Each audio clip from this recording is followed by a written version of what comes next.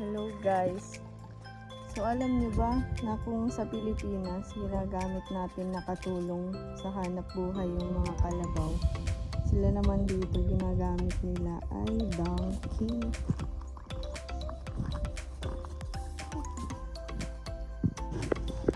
So where we are going?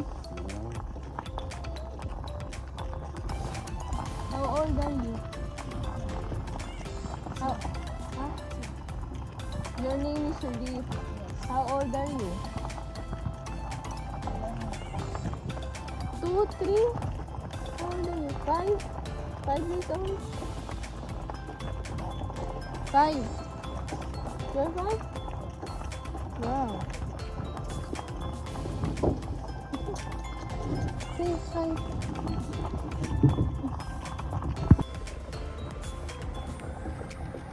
Where are you going? That side?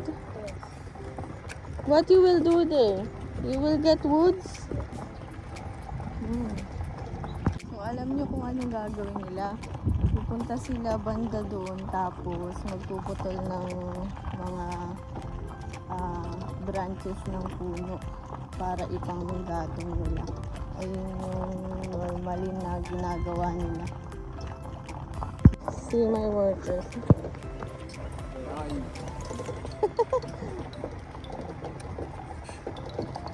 So I will come down now. They have to go that side. Bye bye. Say bye bye. Can you please stop? I will go down. Thank you very much. Take care. Bye bye.